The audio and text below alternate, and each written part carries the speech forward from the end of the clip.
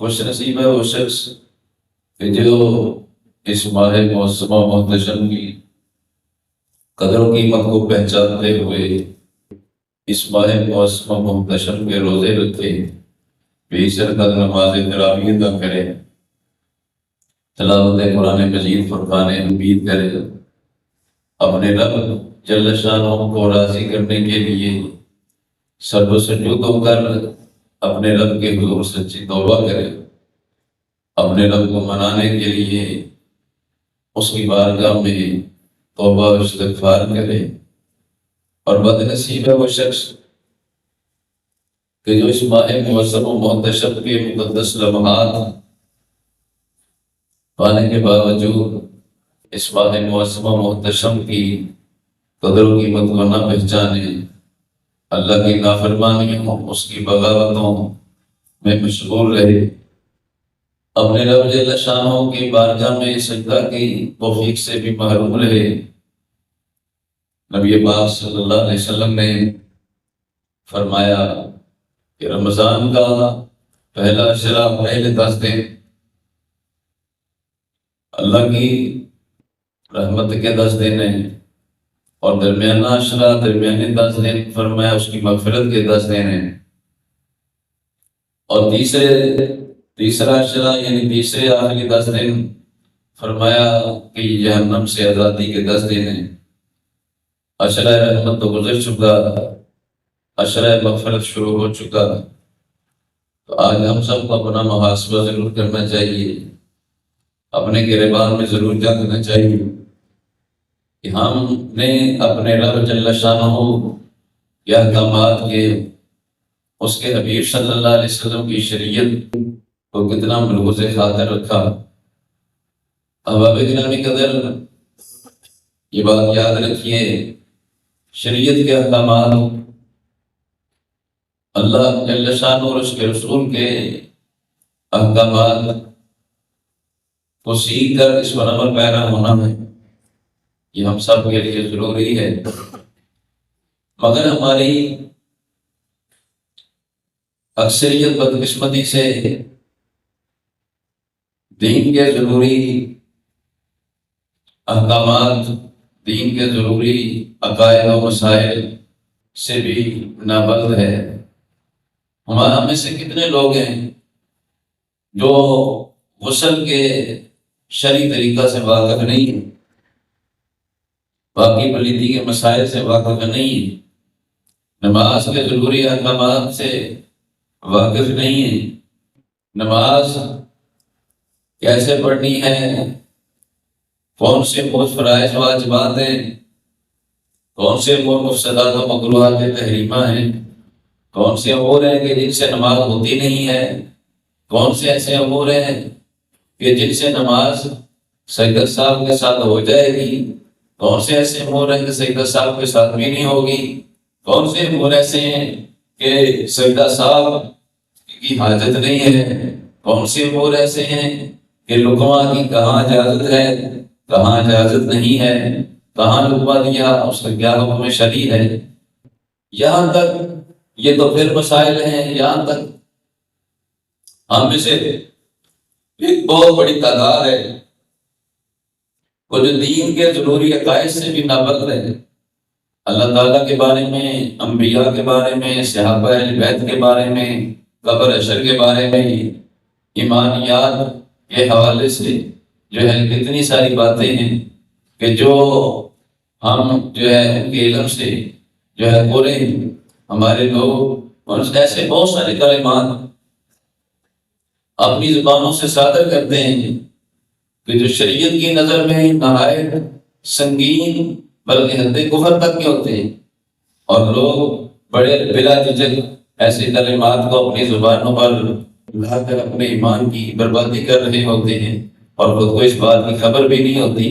یہ بات سمجھنا چاہیے کہ دین کے ضروری احکامات، دین کے ضروری عقائد و مسائل کا علم حاصل کرنا ہر مسلمان پر فرض ہے۔ اسی بنیاد پر میں نے آج مناسب سمجھا کہ آج کے خطبہ جمعہ میں علم دین ضروری کی اہمیت اور علماء کی شان اور عظمت کے حوالے سے جو ہے چند ایک ضروری باتیں آپ کے گوش گزار کروں یہ بات سمجھیے، دین کے ضروری احکامات کا سیکھنا، دین کے ضروری عقائد و مسائل کا سیکھنا،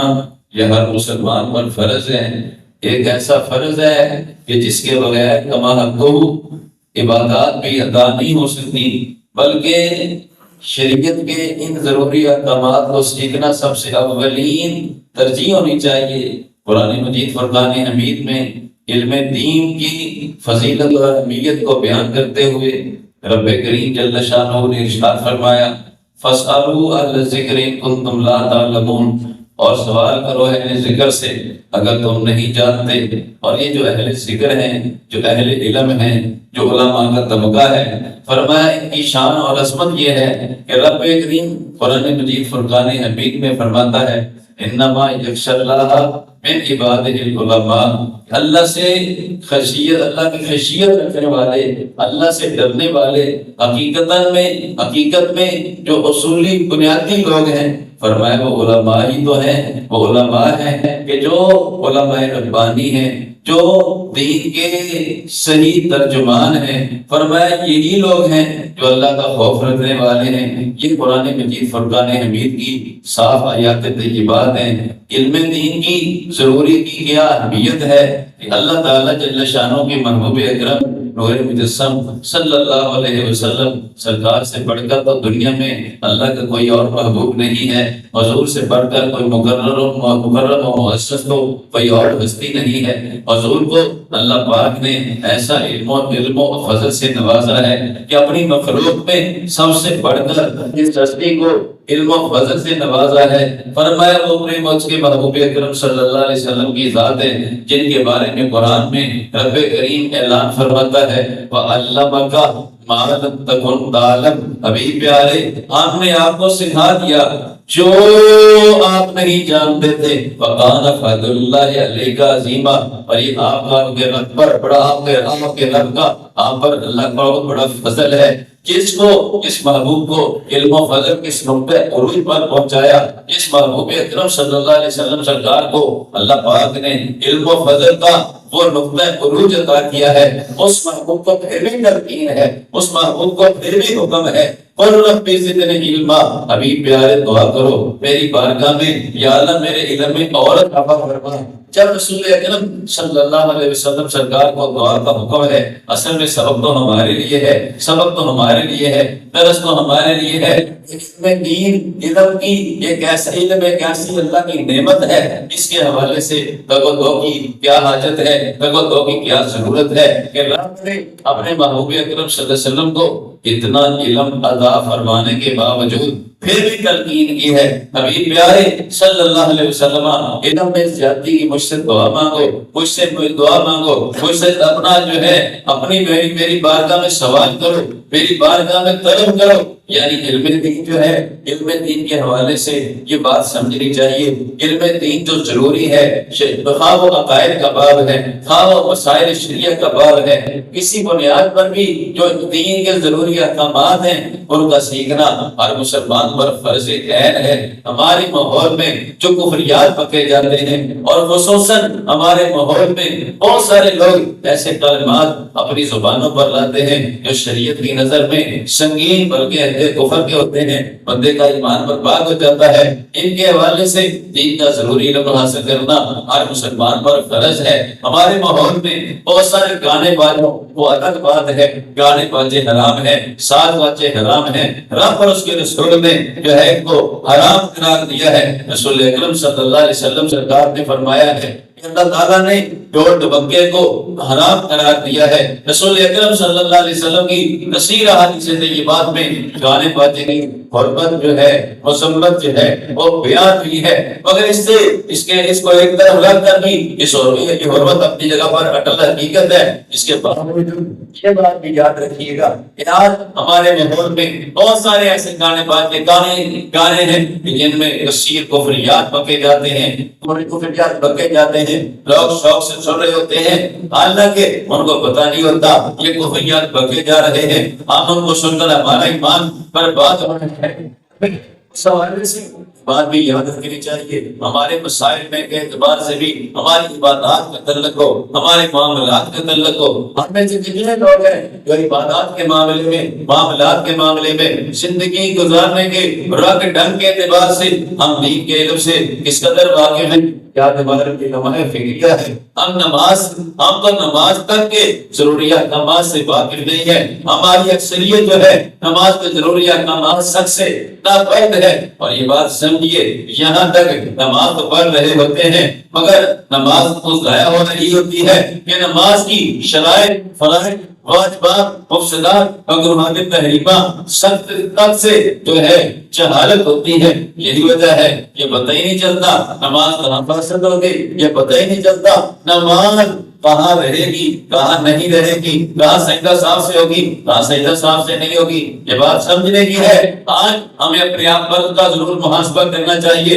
اللہ کے رسول صلی اللہ علیہ وسلم سرکار کی شریعت کا حکم یہ ہے کہ دین کا ضروری علم حاصل کرنا ہر مسلمان پر فرض ہے، وہ مرد ہے، وہ عورت ہے، ہر مسلمان پر فرض ہے، اور یہ فرض عین ہے۔ بدقسمتی سے جو دین کے علم میں، شان میں، جو فضیلت میں، اہمیت میں احادیث بیان ہوئی ہے، لوگ سکول کالج کی تعلیم پر اس کو فٹ کر کے اپنا جلالہ سے تکا لگائے ہوئے ہیں۔ یہ بات سمجھیے کہ جو دین کے جس علم کی فضیلتیں حدیث میں بیان ہوئی ہیں وہ دین کا ضروری علم ہے۔ آئیے چند ایک حدیث طیبات آپ بھی سننے کا شرف حاصل کر لیں، اور آج ہمیں اپنا محاسبہ کرنا چاہیے، غور کرنا چاہیے، آج فکر کرنا چاہیے کہ ہم کس بورڈ پر کھڑے ہیں، ہم کیا کر رہے ہیں۔ ہم مسلمان تھے، ہمارا حق کیا تھا، ہمارے فرض کیا تھا۔ سنیے رسول اکرم صلی اللہ علیہ وسلم فرماتے ہیں دین کا ضروری علم حاصل کرنا، دین کا ضروری علم حاصل کرنا ہر مسلمان پر فرض ہے، اور جو اس کو فرض قرار دے رہے ہیں،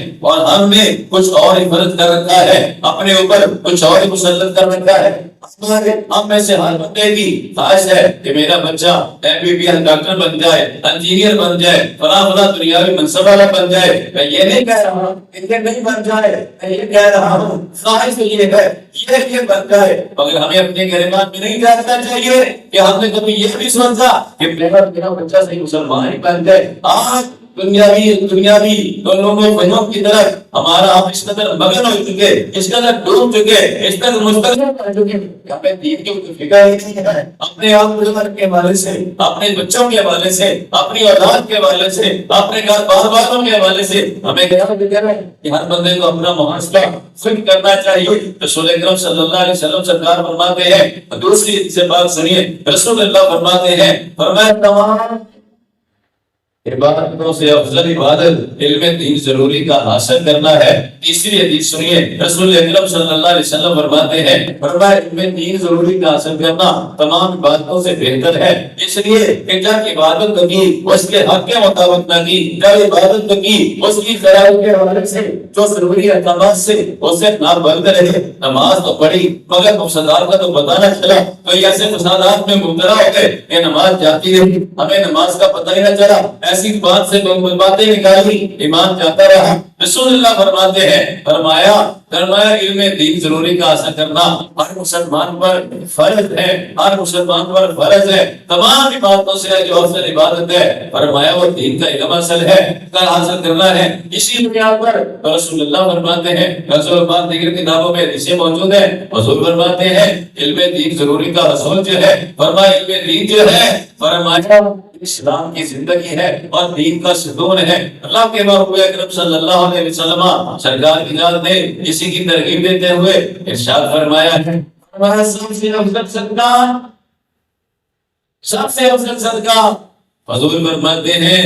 دین کا علم حاصل کرے اور آ کے لوگوں کو سکھائے، لوگوں تک دین کا احکامات کو پہنچائے، یہ سب سے افضل صدقہ ہے۔ رسول اکرم صلی اللہ علیہ وسلم سرکار کی ایک اور حدیث ہے، رسول پاک فرماتے ہیں، اللہ کے حبیب علیہ السلام نے فرمایا جو دین کا علم حاصل کرنا شروع کرتا ہے وہ یوں سمجھے جیسے جنت کی کیاریوں میں چل پڑتا ہے۔ رسول اللہ فرماتے ہیں جس نے دین کا علم حاصل کرنا شروع کیا اللہ اس کے رزق کا آپ ضامن بن جاتا ہے، اس کا رزق اللہ پر ذمہ قدم پر دے دیتا ہے۔ رسول اکرم صلی اللہ علیہ وسلم سرکار ارشاد فرماتے ہیں سنیے نبی پاک صلی اللہ علیہ وسلم سرکار کی عزت والا سے بات میں ارشاد فرمایا علم دین حاصل کرنے کی کیا اہمیت ہے، کیا فضیلت ہے، اللہ کی بارگاہ میں اس کی کیا قدر و قیمت ہے۔ نبی پاک فرماتے ہیں دین کا طالب علم جب گھر سے نکلتا ہے جب تک واپس نہ آئے، علم دین کے لیے گھر سے باہر نکلا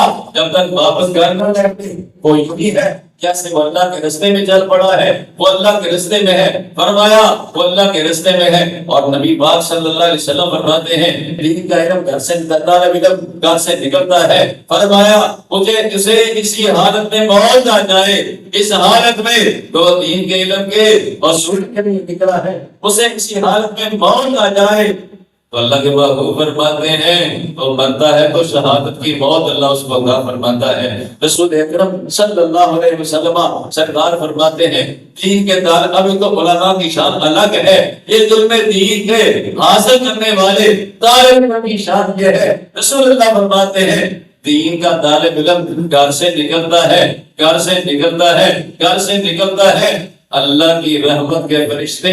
اس کے پاؤں کے نیچے اس کے قدموں کے نیچے اپنے پروں کو بچھا دیتے ہیں۔ یعنی دین کا جو طالب علم ہے اس کی یہ فضیلت ہے، اس کو یہ اللہ نے شان عطا کی ہے۔ اور سے بات سنیے رسول اکرم صلی اللہ علیہ وسلم فرماتے ہیں تفسیر اور بیان دیگر کتابوں میں حدیث ہے، حضور فرماتے ہیں لوگوں جو دنیا میں جہنم سے آزاد لوگوں کو دیکھنا چاہے، جس پر جہنم کو اللہ نے حرام کر دیا ہے، جس کے لیے اللہ پاک جل شانہ کی ذات نے جن کو جنتی عطا کرتی ہے، جو جنتی دنیا میں دیکھنا چاہے، جن پر جہنم کی آگ اللہ نے حرام کر دی ہے،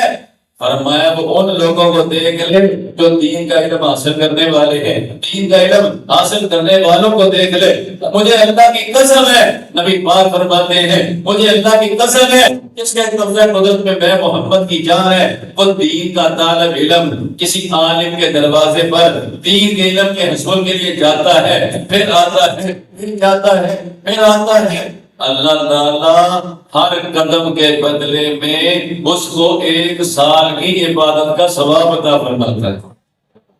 نبی پاک صلی اللہ علیہ وسلم فرماتے ہیں نہ صرف 1 سال کی عبادت کا ثواب عطا کرتا ہے، رسول پاک فرماتے ہیں اللہ پاک اس کو ہر قدم کے بدلے اس کے لیے جنت میں ایک شہر آباد کرتا ہے، اور اس کے لیے فرمائے کائنات کی ہر چیز جو ہے وہ بخشش و مغفرت کی دعا کرتی ہے، یہاں تک کہ سمندر پہ رہنے والی مچھلیاں بھی اس کے لیے بخشش و مغفرت کی دعا کرتی ہیں۔ یہ دین کے طالب علم کی شان ہے، یہ دین کے طالب علم کی عظمت ہے، یہ دین کے طالب علم کو اللہ پاک نے پروٹوکول دیا ہے، اللہ پاک نے عظمت اور شان عطا کی ہے۔ نبی پاک صلی اللہ علیہ وسلم اللہ کے حبیب علیہ السلام فرماتے ہیں اور جو دین کا عالم ہے، جو دین کا عالم ہے اس کی کیا عظمت ہے۔ رسول پاک فرماتے ہیں دین کا جو عالم ہے، جو عالم ربانی ہے، رسول پاک فرماتے ہیں وہ زمین پر اللہ کی دلیل ہے، اور جو اس کا گستاخ ہوتا ہے، جو اس کی توہین کرنے والا ہوتا ہے، فرمایا وہ ہلاک ہو جاتا ہے، وہ اس کو ہلاک ہو جاتا ہے۔ ایک حدیث کا یہ بھی جملہ ہے جو تفسیر کبیر میں امام رازی نے نقل کی ہے، نبی پاک نے فرمایا جس نے کسی متقی عالم کے پیچھے نماز پڑھی وہ یوں سمجھے اس نے میرے اللہ کے نبی کے پیچھے نماز پڑھی۔ نبی پاک صلی اللہ علیہ وسلم سرکار فرماتے ہیں دیگر حدیث کی کتابوں میں جو ہے حدیث کی کتابوں میں اور روح البیان دیگر کتابوں میں روایتیں موجود ہیں، نبی پاک فرماتے ہیں فرمایا جس نے کسی عالم کی زیارت کی وہ یوں سمجھے اس نے میں محمد کی زیارت کی ہے، جس نے کسی عالم کی مجلس اختیار کی وہ یوں سمجھے اس نے میں محمد کی مجلس اختیار کی ہے۔ بس آپ کے حبیب علیہ السلام نے فرمایا جس نے کسی عالم سے مصافحہ کیا وہ یوں سمجھے اس نے میں محمد سے مصافحہ کیا ہے، جس نے کسی عالم کا استقبال کیا وہ یوں سمجھے اس نے میں محمد کا استقبال کیا ہے۔ رسول اکرم صلی اللہ علیہ وسلم فرماتے ہیں جس نے کسی عالم کی عزت کی اس نے گویا اپنے رب کی تکریم کی ہے، اپنے رب کی تعظیم کی ہے۔ رسول اللہ صلی اللہ علیہ وسلم ارشاد فرماتے ہیں، سنیے رسول اکرم صلی اللہ علیہ وسلم سرکار ارشاد فرماتے ہیں عالم کی قدر و قیمت کیا ہے؟ فرمایا عالم کی اہمیت اور فضیلت جو ہے تم پر ایسے ہے جیسے میری فضیلت قوت ادنا شخص پر ہے، اور عالم کی اہمیت کیا ہے؟ رسول اللہ فرماتے ہیں علیہ الصلوۃ والسلام اللہ جس سے خیر کا ارادہ کرتا ہے اللہ تعالیٰ اس کو دین کی سوجھ بوجھ عطا کرتا ہے، اس کو فقاہت عطا کرتا ہے، وہ دین کا فقیہ عالم بن جاتا ہے۔ رسول اللہ فرماتے ہیں ایک حدیث میں یہ بھی جملہ ہے، فرمایا 1000 عبادت گزار ایک طرف اور اکیلا دین کی سوجھ بوجھ والا عالم ایک طرف، یہ 1000 عبادت گزار کی نسبت اکیلا ہی شیطان پر زیادہ سخت ہے، شدت والا ہے، سختی کرنے والا ہے، یہ اس پر زیادہ بھاری ہے۔ رسول پاک صلی اللہ علیہ وسلم سرکار فرماتے ہیں عالم کی قدر و قیمت کیا ہے، عالم کی شان اور عظمت کیا ہے؟ فرمایا قیامت کا دن ہوگا، قیامت کا دن ہوگا، قیامت کا دن ہوگا۔ رسول اکرم فرماتے ہیں فرمایا جب عابد اس رات پر گزرے گا، اس رات سے گزرے گا، اس کو کہا جائے گا گزر جا اور جنت میں چلا جا، اپنی جو ہے نعمتیں جو ہے ایسے جو ہے لطف اندوز ہو جا، اس سے مستفید ہو، اور جو عالم ہے اس کو کہا جائے گا تو یہیں پر ٹھہر جا،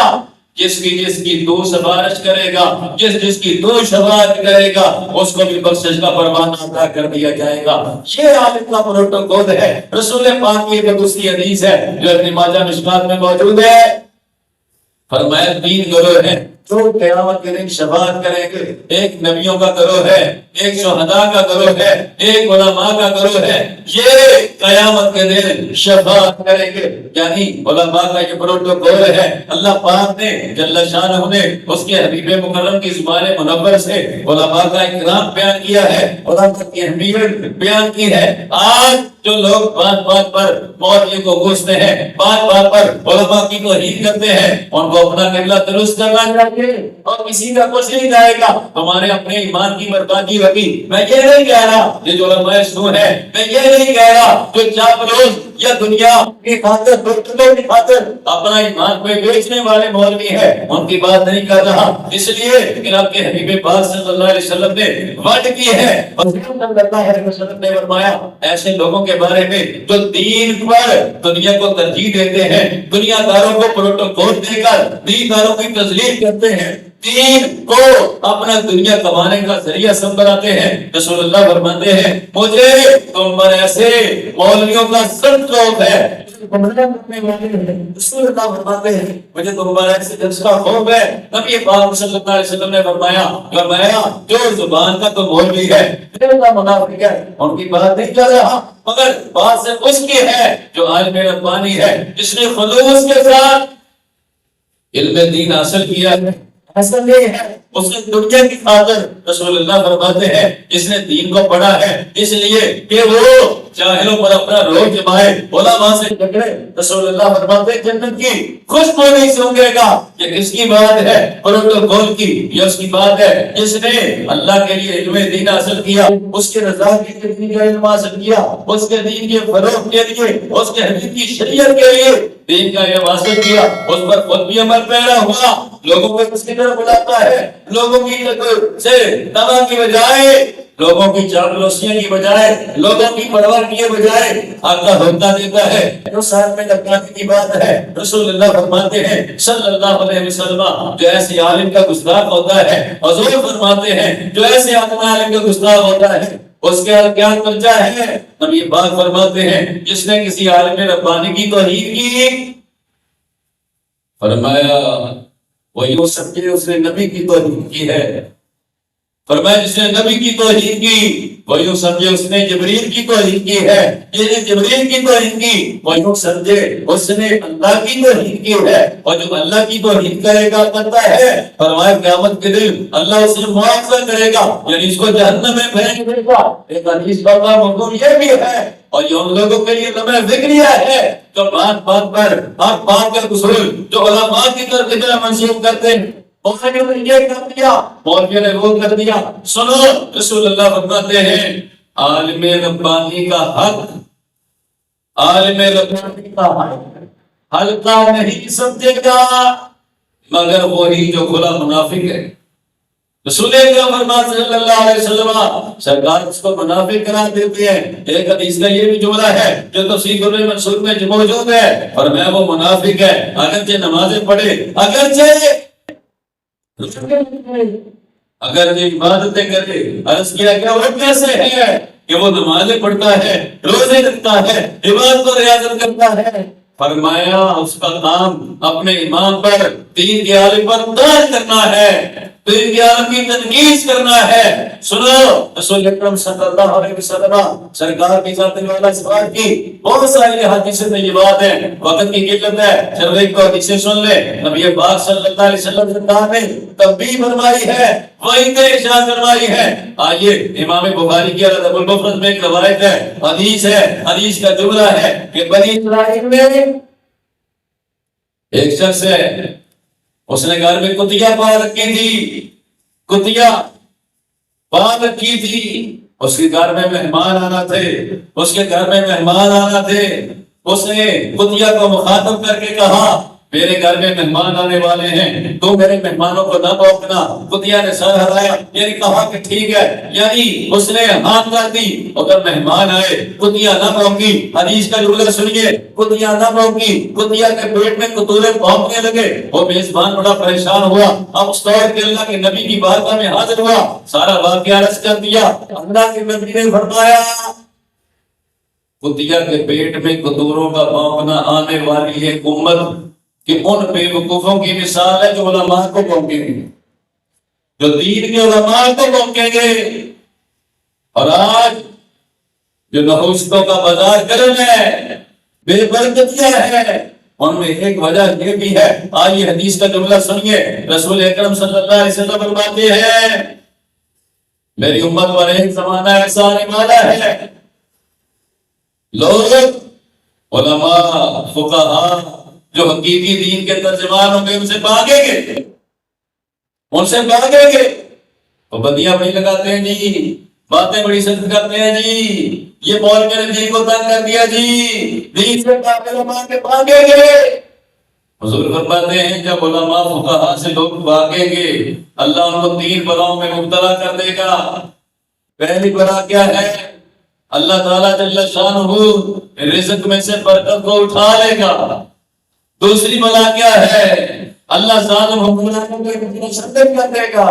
تیسری اس سے بھی اشد ہے، رسول پاک فرماتے ہیں یہ لوگ مریں گے بے ایمان ہوں گے، مریں گے ایمان سلامت لے کر دنیا سے نہیں جانا۔ آج ہمارے لیے لمحہ ذکریہ ہے، آج ہم کس موڑ پر کھڑے ہیں، دین کے حوالے سے ہمیں کتنی فکر ہے، شریعت کے احکامات کے حوالے سے ہمیں کتنی فکر ہے۔ اللہ کے رسول کو فرماتے ہیں دین کا علم ضروری حاصل کرنا ہر مسلمان پر فرض ہے۔ اللہ پاک کے بارے میں مسلمان کا کیا عقیدہ ہونا چاہیے؟ ہمیں سے کتنے لوگ ہیں جو ایسے کلمات زبان سے نکالتے ہیں اللہ تعالیٰ کے لیے جہر وغیرہ کے کلم کی وہ منسوخ کرتے ہیں، اوپر اللہ نے کیا ہمیں یہ کوریہ کرنا ہے کہ بہت کیا جاتے ہیں، اللہ سے شکوے شکایت نہ جانے کیا کیا بکواسات منہ سے نکل کی ہے، کسی کو پتہ ہی نہیں ہے کہ جناب یہ کلمات نکالنے سے میرا ایمان برباد ہے۔ اور ان چیزوں کا ایسا علم حاصل کرنا ہر مسلمان پر فرض ہے۔ انبیاء صحابہ اہل بیت کے بارے میں، قبر حشر کے بارے میں، قیامت کے بارے میں، تقدیر کے بارے میں ایک مسلمان کا کیا عقیدہ ہونا چاہیے؟ ہمیں سے کتنے لوگ واقع ہیں نماز کیسے بنی ہے، نماز کے فرائض کیا ہیں، واجبات کیا ہیں، مفسدات کیا ہے، مکروہات تحریمہ کیا ہے، کہاں رہے گی، کہاں نہیں رہے گی، کس چیز سے رہے گی، کس چیز سے نہیں رہے گی، کون سی چیز ہے سجدہ صاحب سے ہو جائے گی، کون سی چیز ہے سجدہ صاحب کے بغیر بھی نہیں سجدہ صاحب کے ساتھ بھی نہیں ہوگی، کون سی چیز ہے سجدہ صاحب کی حاجت نہیں ہے، کہاں لقمہ دینا ہے، کہاں کی لقمہ دینا، اور کس کے پیچھے نماز پڑھنی ہے، کس کے پیچھے نہیں پڑھنی،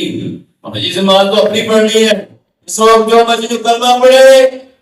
رسول پاک صلی اللہ علیہ وسلم کی تعلیم کیا تھی؟ حضور صلی اللہ علیہ وسلم نے ایک شخص کو ایک ایمان کو دیکھا، کہ اس نے کعبے کی طرف منہ کر کے تھوک دیا،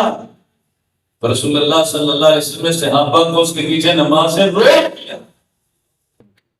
دیا۔ نماز کا وقت ہوا، وہاں کے ہوا، صحابہ نے پیچھے کر دیا، کہا تیرے پیچھے نماز نہیں پڑھیں گے۔ کہا کیا ہوا؟ رسول اللہ نے منع کر دیا، حضور کی بارگاہ میں حاضر ہو گئے، فرمایا انہوں نے کعبے کی طرف منہ کر کے تھوک کر اللہ اور اس کے رسول کو اذیت دی ہے، اور نبی پاک صلی اللہ علیہ وسلم نے فرمایا کعبے کی عظمت، ایک مومن کعبہ کی عظمت جو ہے، مومن کامل کی عظمت کعبے کی عظمت سے زیادہ ہے۔ نبی صلی اللہ علیہ وسلم جو کعبے کی طرف منہ کر کے دھوکے نماز اس کے پیچھے جائز نہیں ہے، جو ولی نہیں نبیوں کے امام کا گستاخ ہو، صحابہ بیت کا گستاخ ہو، اور رسول پاک کے دین کے حوالے سے مختلف جو ہے توحید تنقید کی باتیں کرے، اس کے پیچھے نماز کیسے جائز ہوگی؟ یہ باتیں سیکھنا ہر مسلمان کے لیے فرض ہے۔ ہماری نماز کس کے پیچھے ہوتی ہے؟ کس کے پیچھے نہیں ہوتی؟ ہمیں رشتہ کہاں کرنا ہے، کہاں نہیں کرنا، کس کے ساتھ کرنا ہے، کس کے ساتھ نہیں کرنا، اگر نکاح ہے، طلاق ہے، دیگر معاملات ہے، ہمارے ہم پر کیا لاگو ہے، ہم پر کیا لاگو ہے۔ تجارت کا باب ہے، فاروق اعظم بازار میں آ کر ان لوگوں کو دلے لاتے تھے جو تجارت کے حساب سے باقی نہیں ہوتے تھے، اور ہمارا سارے مسئلہ دین کے حوالے سے ہمارا کیا تمہاری کیا توجہ ہے، ہمیں آج سوچنا ہے، غور کرنا ہے۔ رمضان مبارک اس مقدس جمعہ میں آؤ اپنے رب کی بارگاہ میں جھک کر سچی توبہ کر لو، آؤ دین کے احکاموں کے سلسلے میں سیکھنے کا عہد کر لو، جو گزشتہ ہو چکا رب کی بارگاہ میں سچی توبہ کر لو، آؤ دین کے ضروری احکامات کو خود سیکھو، اپنی اولادوں کو سکھاؤ۔ آج نحوست تو یہی ہے، نحوست تو یہی کام ہوتی ہے، اور دین نہ سیکھنے کی وجہ سے، دین نہ سکھانے کی وجہ سے ابا مر جاتا ہے، بیٹا ابے کے قریب پھٹکنا گوارا نہیں کرتا، اس کو تو ممی ڈیڈی نے ماحول دیا، اس کو تو دین کا ماحول نہیں دیا۔ ہوتا کیا ہے؟ مولوی صاحب کو ڈھونڈو، وہی اس کو غسل دے، وہی اس کو کفن پہنائے، وہی یہ سارے معاملات طے کرے۔ اگر انہوں نے دین سکھایا ہو اپنی اولاد کو، اپنے بچے کو، اور کم از کم تیری آخری رسومات میں تیرا بیٹا شریک تو ہو سکے، اپنے ہاتھوں سے تجھے غسل پہ بھیج سکے، اپنے ہاتھوں سے تجھے خود کفن پہ بھیج سکے، یہ باتیں ساری آج ہمیں سوچنی ہے۔ آج ہمیں اپنی آخرت کی اگر فکر کرنا ہے اور ضرورت کرنی چاہیے تو اس حوالے سے یہ باتیں سمجھیں، دین کے ضروری احکامات کو سیکھ کر ہمیں اپنے آپ پر، اپنی اولادوں پر نافذ کرنے کی حاجت ہے۔ آج ہماری ساری جو ہے مشکلات کا، ہمارے سارے مسائل کا یہی حال ہے، جو آج گھر گھر میں دنگے فساد ہیں، بے چینیاں ہیں، بے سکونیاں ہیں، گھر گھر میں جو ہے مختلف قسم کی بے چینیاں پائی جا رہی ہیں، فتنے فساد ہیں، ہر بندہ پریشان نظر آ رہا ہے، کہیں غربت کا رونا ہے، کہیں بے روزگاری کا رونا ہے، کہیں کوئی رونا ہے۔ اگر آج ہم چاہتے ہیں ان سارے مسائل کا حل تو ایک ہی ہے کہ اپنے آپ کو مولا کی شریعت کے حضور کی غلامی میں جمع ہو جائیں، رب کریم کی بارگاہ میں دعا کرتے ہیں مولا کریم حبیب کریم کے صدقہ وسیلہ جلیلہ سے شریعت وضاحت کے احکام اور مسائل میں سیکھنے، ان پر عمل کرنے، مذہب حق اہل سنت پر ہمیں زندگی